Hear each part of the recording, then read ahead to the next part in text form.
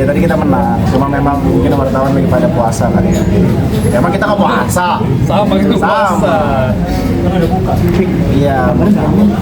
Jadi tadi kalau gue bilang ya wajar kalau anak-anak media kalah, karena memang pada dasarnya itu kan tujuannya mencari berita, bukan mencari gol. Jadi untuk mencari gol biar urusan tim Leicester lah tadi ya. Iya, Sama betul. tadi ada Bersadap juga, meskipun menit mainnya sedikit tapi kontribusinya Dari awal. jelas nggak ada. Seru sih tadi, maksudnya ini sebagai bentuk menyambung silaturahmi bersama teman-teman media ya. Dan mudah-mudahan ini agenda ini bisa terus terjalin ke depannya, kita bisa membuat kegiatan-kegiatan yang lebih positif. Kalau saat ini di bola ya sama-sama kita akan ada agenda-agenda atau kegiatan lainnya. Udah pulang? Udah, selesai ya. Tadi Sama kesannya sama Abang gimana? Kesannya? Ya seru. Ternyata pada hobi bola juga. Selama ini kan kita nggak pernah tahu juga ya hobi mereka tuh apa gitu. Ada yang mungkin hobinya main kelereng, hobinya main bola bekel, tapi ternyata tadi ada beberapa yang bagus. Terlihat memang senang bola, senang ngikutin bola juga. Bahkan ada juga beberapa di antaranya tadi ada fans sepak bola juga. Harus disebutin. Iya, ya yang pasti kita, Anda tadi mana tadi ada salah satu wartawan fans sepak bola. Berarti artinya kita tahun ini tahun yang kita memang waktunya bersabar, melatih kesabaran kita dan keikhlasan hati. menurut Bang Bi permainan anak-anak wartawan seperti apa Bang Bi? Oh, jelas, sangat tidak bagus ya. Ya oke lah. Cuma memang kalau kita kan tadi memang ada beberapa di antaranya memang senang main, dan salah satu syarat tidak tertulis tim Leicester itu open recruitment-nya adalah bisa main bola. Jadi ya wajar kalau secara tim kita secara main bola tuh lebih unggul secara materi pemain gitu. Tapi kan kita di sini bukan nyari menang atau kalah, gitu, nyari fun aja, nyari silaturahminya aja. Tapi nyari golnya banyak banget tadi. Ya kan tadi ada hadiahnya kan buat anak-anak, buat tim, buat wartawan. Udah diukur 7 pun tetap nggak mampu juga. Ya sih itu aja gitu kemampuannya. Bang, soal ngajarin puasa Abang El sama bayar zakat. Iya, kan memang dari dulu. Ya memang di sini sebelah. Apa sih tadi? Diam aja. Ya, kita kan memang dari awal selalu mengajarkan pendidikan agama, pendidikan budi pekerti sejak dini, termasuk puasa. Karena kita rasa di usia 4 tahun ini adalah usia yang tepat gitu ya, untuk mengajarkan dia puasa meskipun tidak full. Alhamdulillah sejauh ini dia berusaha untuk tetap menjalankan, meskipun ya kadang-kadang sama hari atau kadang-kadang di jam 4-nya gitu. Ada cranky gitu nggak sih Bang Gila? Di awal doang sih, di awal doang kaget aja. Kita memaklumi dengan itu ya. Bang ngasih pengertian ke Abang El kalau puasa itu apa gitu maknanya Bang? Seperti apa? Ya baik saya maupun istri kan mengajarkan bahwa puasa itu adalah untuk kita melatih kesabaran,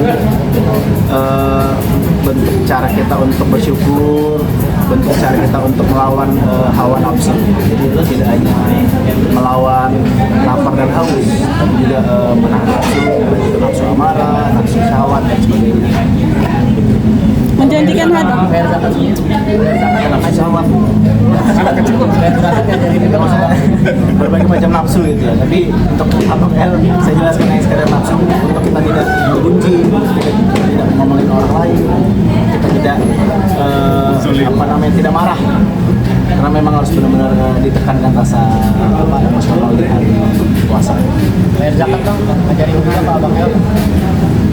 Ya tidak hanya zakat, bahkan sedekah pun memang dari kecil kan dari mulai kita lihat mobil, kemudian ada pengemis yang ataupun pengamen, dia pasti akan bahkan ketika orang tuanya lupa, dia inisiatif untuk Pak, Bun, kita ada pengamen, boleh nggak minta uang untuk abang bagiin.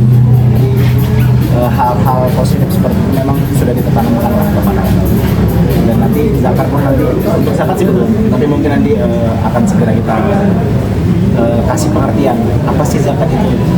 Tapi kasih pengertian kalau Malaysia punya gimana sih Bang?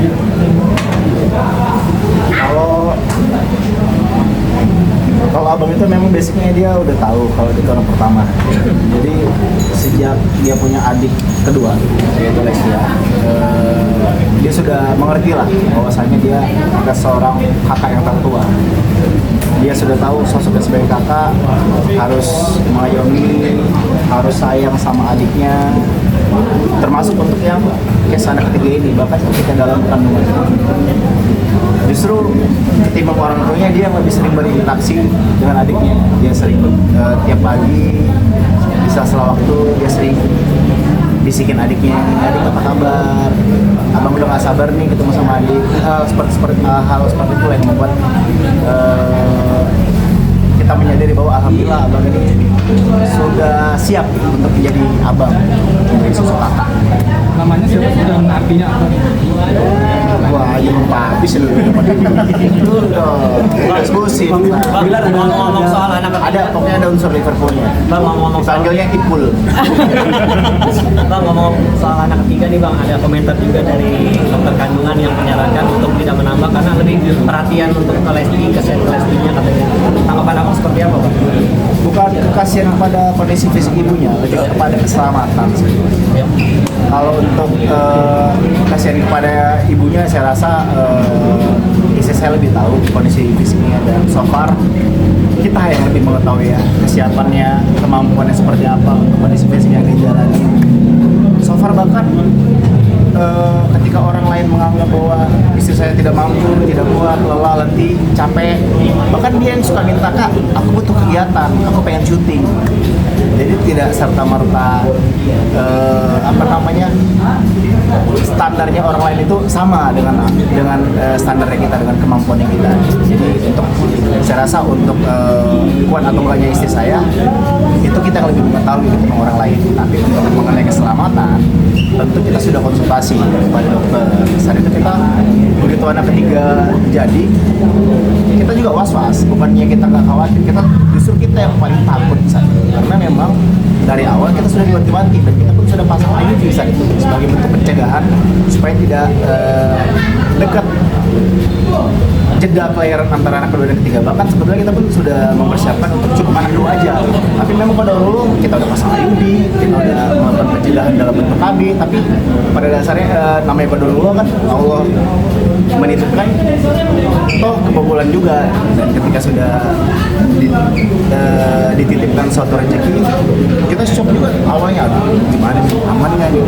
Akhirnya kita konsultasi ke dokter, dan ternyata dokter saat itu meyakinkan kita serta menguatkan kita bahwasanya insya Allah aman asal kita mengikuti anjuran yang diberikan oleh dokter. Dan saat itu memang istri saya rutin tiap bulan untuk ngecek segala macam, dan alhamdulillah akhirnya kondisinya seperti yang Anda lihat sejauh ini aman istri saya secara kesehatan. Tapi kembali lagi kemarin di saat pasca lahiran dokter kembali mengingatkan untuk nanti sebaiknya cukup ya stop di sini. Dan Backgroundnya di tekton. ya nggak mau ini aja, nggak mau kasih tanggung aja buat aku. Bang, berarti Yang pasti minimal saya sudah mengedukasi orang bahwasanya poin yang penting yang kita harap adalah kita sudah pasang IUD, bahwasanya istri saya mampu, tidak selemah yang Anda pikir, istri saya masih kuat. Kita juga sudah, bahkan saya pun sudah memfasilitasi suster. Jadi istri saya tidak mengurus semuanya. Dan juga saya menyampaikan poin bahwa bukan cuma kita kok, banyak kok teman-teman kita di circle kita yang jedanya tuh mepet. Bahkan ada teman saya Adi Permana sama Kesha Ratulia ya. Itu anaknya dia bahkan duluan loh. Anaknya 3, jedanya sangat mepet, tapi alhamdulillah aman gitu. Jadi udah jangan nggak perlu terlalu overthinking gitu. Cukup doakan aja yang baik-baik untuk keluarga kami. Toh kami yang paling tahu kondisi kami yang tahu kesiapan diri kami. Berarti udah stop punya anak tiga mungkin bisa membatasi kegiatan Resti atau memang Restinya sendiri? Atau Restinya sendiri? Almarhum Munir. Atau Restinya sendiri yang memang mengurangi kegiatan lah? Kenapa? Restinya sendiri mau mengurangi kegiatan kan karena punya anak tiga anak atau memang seperti apa atau ada larangan? Setelah lahiran kita recovery dulu, saya recovery dulu. Ya, maksudnya. Kalau saat mengandung, ya kadang-kadang ada bawaan hamil kan, ada orang yang memang bawaan hamilnya mager, ada orang yang bawaan hamilnya pengen beraktivitas, dan istri saya tergolong yang senang berkegiatan gitu. Makanya saya sebagai suami, apa ya udah kamu mau apa, tetap mau syuting, ya udah siap kalau kamu mau syuting, gak apa-apa tetap jalankan. Terus lagi kamu ngukur diri, jangan sampai memaksakan diri. Jadi jangan sampai, wah ini kadang-kadang ada orang yang pada sok tahu gitu, dia menyamakan diri dia sama orang lain. Wah, apa namanya, asumsi dia tuh terlalu lebih cepat daripada pemahaman dia gitu. Wah, itu pasti capek, pasti lelah. Tidak semua standar kamu tuh sama dengan standar orang lain. Bang, berarti pasti sekarang bulan puasa stop puasa dulu karena sedang menyusui anak tiga ya, dan nanti akan membayar mereka atau seperti apa? Iya pastilah. Karena kan seawaman saya Islam tidak mempersulit kan, dan memang secara kondisi harus si ibu harus dapat asupan yang baik dan untuk memberikan ASI kepada anaknya. Dan alhamdulillah baik anak pertama, kedua, ketiga, istri saya semuanya lancar, ASI-nya, kolostrumnya juga, ASI kolostrumnya, ASI pertama juga dapat. Bahkan saat ini Lesia pun akhirnya kembali lagi mendapatkan ASI.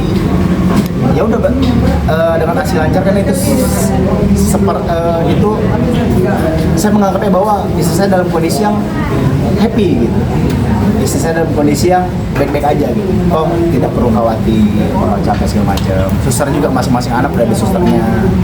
Tenang aja lah, kan bukan kalian juga dari suster. Oke, Randy, soal dirimu mengadopsi anak gimana sih Bang? Kenapa? Mengadopsi anak perempuan.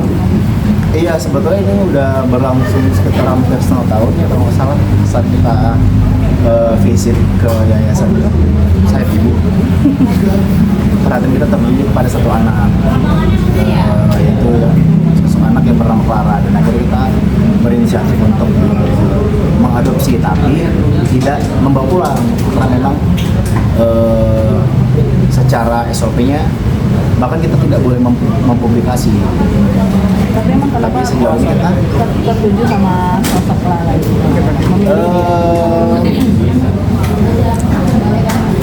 Karena memang pertama saat itu hati kita tergerak dan tertarik untuk menjaga anak ini, untuk merawat anak ini. Tapi Bunda Lesti sendiri seperti apa? Seneng. Kalau bagi kita kan apa namanya, kita senang aja, itu kan satu hal yang positif ya. Selagi kita mampu, selagi kita bisa bermanfaat, bisa membantu anak ini, kita mampu. Dan abang juga beberapa kali ofis ke sana untuk jenguk kakaknya. Usia berapa Kak Bilar? Saat ini sekitar 5 tahunan ya. Berarti kan kurang lebih hampir seumuran sama abang. berarti nggak tinggal sama Kak Bilar kan? Tapi mungkin perawatan di sana. visit rutin berapa sebulan berapa kali Pas mungkin kita Kak? lagi ini aja, pas kita lagi senggang aja, kita sesekali ke sana. Mungkin manggilnya apa Bang? Mungkin ke manggil Clara itu. Karena dalam kondisi perawatan dia kan tidak bisa dikomunikasi ya. Jadi dalam kondisi yang ya bisa dibilang kurang baik ya.